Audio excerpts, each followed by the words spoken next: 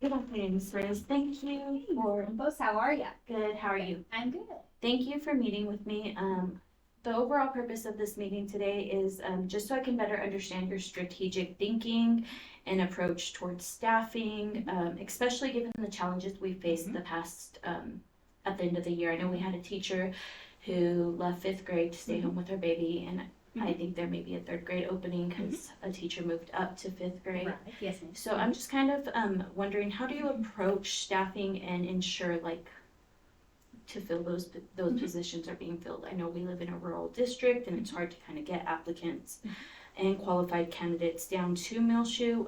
If you could just kind of enlighten me and give me some feedback on how you fill those. Well, I think it all kind of starts with we want to try to retain as many people as possible so that we have fewer teachers to recruit at the end of the year. And so for the last several years, that has been a goal of ours on our district improvement plan. And of course, the district improvement plan comes from the goals that are set by the school board and the administration in the summer to really address our critical issues and things that we know can be challenges for the district. And so every year, that's one of the things that we talk about is, how do we retain teachers? Because we do know it is pretty challenging to recruit kind of out here in Muleshoe. So we, have a plan, like I said, as far as our district improvement plan, and we look at things like providing more teacher support and mentoring programs, which, we may talk a little bit more about here in just a few minutes. We, again, are always looking for, can we increase our salaries to help attract more candidates? And that's one of those things, it's a little bit of a challenge. The majority of school funding comes from property taxes. So state funding does provide some of that. And I think really now the estimate is really TEA and the state should be, not TEA, but the state should be providing about 37% of our funding, and the rest of that should be made up with our property values and our property taxes. And so when we get our funding, about 80% of that is already for payroll costs, and the 20% then is our discretionary spending. And so we really have to be strategic, and we want to make sure that we provide a competitive salary, but at the same time, we also want to make sure we have plenty to provide, a rich instructional experience for all of our kids as well. And so finding that balance. But definitely we continue to look at those things and want to try to retain as many people as possible. As far as the actual recruitment strategies, so we do have a couple of teacher housing options that the school does own. We renovated some apartments a few years ago, and so we don't have very many, so that's both a positive and a delta. I think we've also had the discussion to expand that maybe and for the district to continue to looking for properties to acquire to try to renovate and provide more teacher housing. But that is one thing that we've done that helps a little bit. I think a lot of it is we really do try to be very intentional with our discretionary spending. And so, I even have the experience of I worked in another district where, there was not a supply closet that you went and got to, go get things from. It was very much you got to bring a lot of your own stuff, which I know you guys obviously still do that too. But we do try to provide the things that you need, and we really try to, a lot of times y'all will come with programs and things, and we always want to make the best financial decisions we can, but we really try to give you the materials and the tools that you need to help our kids be successful in the classroom. And so, that's one of those back end things that you may not know that we try to put those things, I guess, out front and forward through social media and that kind of stuff so that we do have a positive image and people are willing to come look at Millshoe. But I also understand some of that stuff you may not really realize the benefit of until you're here. And usually once we can get you here, I mean, we can, our retention is not where we want it to be, but it is better than it has been in years past, and it's pretty similar or a little bit above the state of Texas retention overall. And so, again, it's always areas we're trying to improve on, but usually if we can get people here and show them our community and our, we love kids and we want to do the right thing by kiddos, we can get them to stay. Know we're a school of innovation, so recruitment and like getting candidates into our rural community. How do y'all, I know you've already kind of talked about recruitment, but do y'all go to job fairs? Do y'all talk to colleges? Yes. So some of the job fairs that we attend, so usually we go to ENMU. We go to Texas Tech, of course, Wayland. Those are the three big ones that we have. There's also a Region 17 job fair that they usually have that we send a couple administrators to go and recruit. The trouble that we have found the last few years, I know even from when I first got into administration until like this last year, the colleges of education were just not producing a whole lot of candidates. And so that has been, again, just as much as we're having trouble getting teachers to come out here, I know colleges are even struggling to get kiddos to, choose and elect that as a major. And I understand too, I think from the mindset of some of our young people going to college, they feel more marketable to get maybe a more what they consider versatile degree, and then can go back and become alternatively certified to become a teacher. And so I know there's a lot of students doing that. And so the job fairs typically, the only kiddos that you're going to see, I say kiddos, they're, adults, but to me, they're kiddos. But they, are the kids that have gone through the College of Education. So I don't know, even at the collegiate level, if that's something that, maybe our TEA or some of our legislators can talk about, maybe expanding some of those job fairs and really doing more advertising to get more, participation and really talk about, hey, it's okay if you're a general studies, like come talk to these, principals, but we're willing to work with you and help you get alternatively certified and some things like that. And I'm sure there's already some initiatives doing that, but I know in the past, just the College of Education majors, there just has not been very many. And so I remember the last tech one that I went to, I think goodness, Lydia, there was maybe 50 people there total. And there was probably, 100 school districts. WT's last graduation, there was only 30 education graduates, and half of those were getting their masters. So it's just definitely a decline. With that being said, though, I know we had a 3rd grade and a 5th grade position open. How are you planning on filling those positions?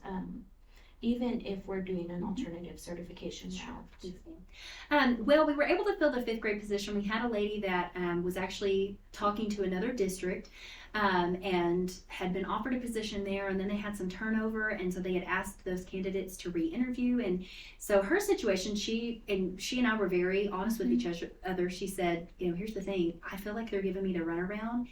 And I kind of communicated to her, I said, I need to move forward with a plan, whatever that plan is. And I said, so if you're not able to come to Muleshoe, I completely understand that. But I said, I just need to kind of know a yes or a no so that I know I don't want you to end up without a job. And I don't want us to end up without a teacher. And so she was very kind. And she really just kind of felt like she was getting the runaround at another district and ended up choosing to come here. So I was very, very thankful for that. And she is a younger person. She's taught for, I think, about a year and a half, 2 years maybe. I know she started off, she had gotten her degree, but just actually started as an educational assistant because that's what was open. I think she maybe got her degree like in December, and so she did a semester as an EA, and then she 1 or 2 years teaching experience. But she's actually still going through the alternative certification process. So, and she knows she's got a lot of work to do as far as, getting in and figuring out the content. She's going to teach 5th grade math for us. But I feel like there we were able to get her, quite honestly, just because we were honest and open with her, and I think sometimes, I think always people appreciate that. Yes.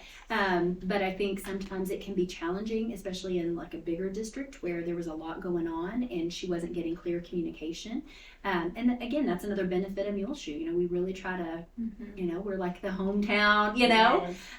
We appreciate people. We want to do right by people, and we want to have open communication with people, and so that helped us with her.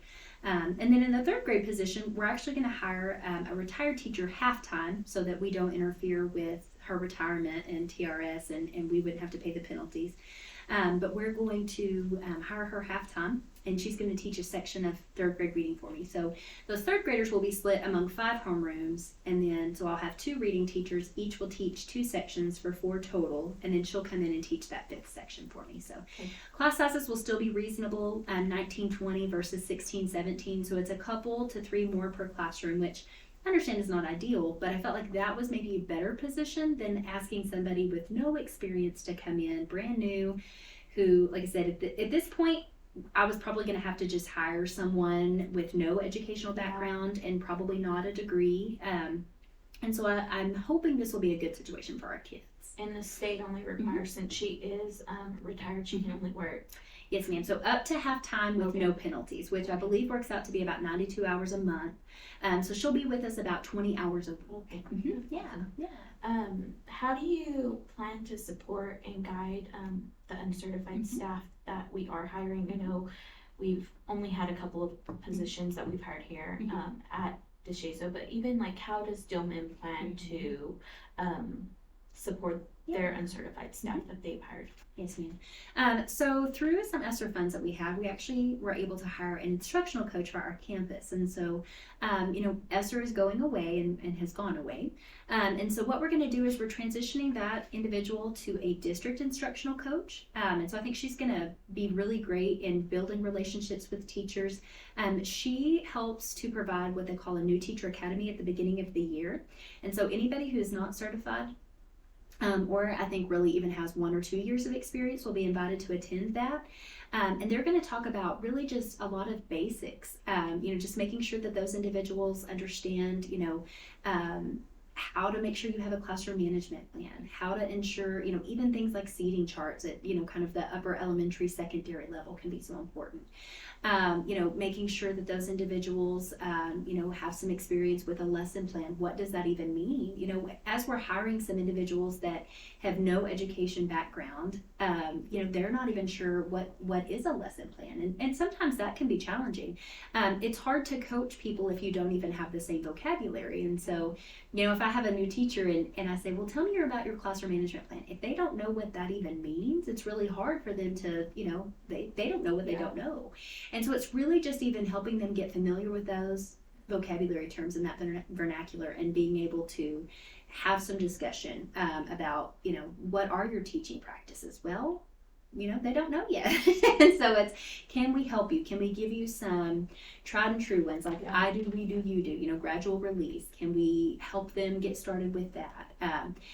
Just even things like randomization and making sure that they, have a plan for how do we choose students to answer questions, and how do we write questions that are, becoming upper level and scaffolding that questioning. I mean, all of those kinds of good things that we can, if we can give them a really good foundation start at the beginning of the year that they can grow on, and have them make, that personal connection with our instructional coach who can then support them throughout the school year. I think that will really help to grow those individuals and help them feel supported. And then also, so the instructional coach meets with them often. They will also be assigned a mentor teacher who receives a stipend for helping to mentor them. And then I also meet with them monthly, and we have a variety of topics that we talk about. We talk about, how is I do, we do, you going? Are you able to implement that? Tell me about how the classroom management is going. How, what are some struggles you feel like? What ways can we support you? And really just trying to be their sounding board and really hearing their concerns and their thoughts and helping them reflect. Because we do want to grow our people, and we want to grow people that want to be here in Muleshoe, that maybe this is their hometown or they've been here for a long time. We want to help grow them and help them find a career here and be able to grow and keep going. So I think that's great. Are those, so the, like Miss Debbie Jo Camp, who's coming back from retirement, and she was in science. I know she's been in a reading class before, but how do we help, or how do you plan to help support her being in a new grade level? So a lot of that really does come through our PLC process. Here at Muleshoe, we call it CSP, or Common Sense Planning. And so she will still have an opportunity to plan with her peer teachers and really dive into the curriculum. Another thing that we do, and will, I think, continue to be intentional in doing, is really that vertical alignment and really coming together. We, especially at our beginning of year in service, we try to set some time apart, and ideally, we like to do it every 6 weeks, or when we have a planning day, which typically we have right after the end of 6 weeks. We have a day of professional learning, and we like to devote some time when we can there and really dig into the TEKS, really talk about those no-show charts. What do our kids need to be able to know, and what do they need to be able to show to show mastery. And I think digging into that content and having an opportunity to work with your peer teachers is really the best way, because you guys are the masters of your content. You know, teach it every day, and you know it far better than even me trying to come in. And so I think the more that I want to support y'all, of course, and be a part of those conversations, and help guide us in the right direction. But I think a lot of it is just really helping to foster good relationships between your co-teachers. And the more you guys talk, the better off our kids are going to be. And I know she'll do great in third grade because she also has like some coworkers that she's worked with in the past down there, so she'll do great. Yeah. How do you prevent turnover rates every year and reduce the need for constant recruitment? Sure. So I think it goes back to helping teachers feel they're supported. And I will tell you that, you know, can be a challenge. We have a lot of directives that come down, you know, and are just state mandates and things that we have to get done. And you know, ultimately we do want to be held accountable. We want to, you know, show our community and the state that we are doing the right things for kids. In our current accountability system, sometimes that can be a challenge. But you know, please know, anytime we talk about the accountability system, I think we absolutely should be accountable. I do think it can be a challenge with, you know, some of the mandates and things that have come down. I know even as a teacher, I felt the weight and the pressure of that, and I know you guys feel that too, and so that's hard. So I think the more that we can help you be supported and feel supported and heard, you know, I think we're gonna end up keeping more people that way, and then making sure that you have the tools that you need to help those kids be successful. You know, and this is a great, you know, you tell me things that you need to know from me. And okay, so my mind's just kind of going with this, but like teachers who go through the T-test cycle, if they are below proficient, how do we help those teachers grow and continue to be better? Because I feel like you want your teachers to stay here, but you also want them to grow and be held accountable for their students. Well, so we talk a lot about with T-test that it's okay to be where you are. It's just you always want to keep growing.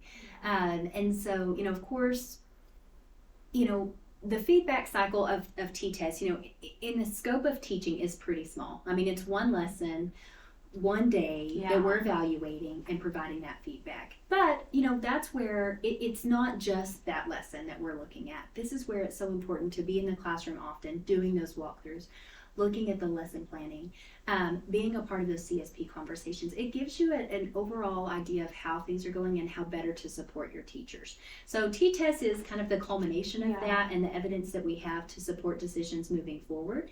But T-test isn't, you know, just about that one day. And that's where the first dimension comes in. The planning piece to that is so important, and why we rate that also, because that helps us to understand, like I said, it gives us a broader context when we're having those conversations with teachers. So the goal setting piece I think is also really important, and that's why we recommend, you know, if you've been on the full T-test cycle, you know, I had a teacher and I so appreciated her honesty and her transparency. One of the things, and even as our admin team, we had talked about, we had just not seen the level of rigor that we were hoping to see from this individual. And so we communicated that frequently throughout the year in the scope of walkthroughs and goal setting conversations and all of those things. And she was so precious at the end of the year. She came in and she said, you know, I just want you to know that, like, and she said, that is going to be my goal for next year. She said, I see it now. I see what you're saying. I didn't have the rigor that I needed to. And she actually did really well. Her kids did really well on accountability. But she was able to get that message and could understand what we were talking about. When we look at that, you know, and I know y'all kind of tease me about my data-driven instruction, you know, but we talk about that no-show chart, right? And talking about, you know, it's like the picture of the iceberg, right? You know, we know the things that we need to hit, but what are the topics and what are the things that we have to go deeper? than surface level. And we really have to dig into, because we know it's content that our kids have to have before they move on to the next grade level. And so we had just had lots of conversation with her around that, and she finally got it, and she said, you're right, I've got to go deeper, and I really have to dig in on some of these things to help our kids be successful.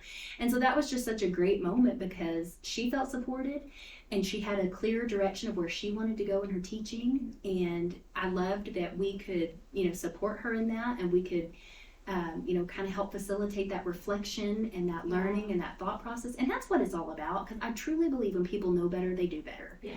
And so just helping people sometimes to get around to that, because it is hard to see and it is hard to know. I mean, you're managing all these things in a classroom at one time, and that can be one of those things that, especially as you go further into your career, you really have the opportunity then to dig deep and figure out, now, what's going to make me go from a proficient to an accomplished or distinguished teacher? And a lot of times it's those kinds of things. It's really getting down to going below surface level, really digging deep into the content and finding a way to help kids make those connections. So anyway, that was just kind of an example of, it was a really great conversation that she and I had at the end of the year. And so I think that T-test can kind of help facilitate that. Yes. But, showing up for those CSP meetings and being present and saying, hey, what can I help you guys with? And helping to guide in that conversation. Like I said, you ladies and gentlemen are the ones doing the work. How can I help facilitate that for you? That makes sense. And then just kind of to end with, I know we've talked about like our 3rd grade and our 5th grade position and how you've planned to make sure those are filled. But this past year we had you had a couple of teachers take on the dyslexic position and really ensure that those students still receive the appropriate hours that they were needing. Yes.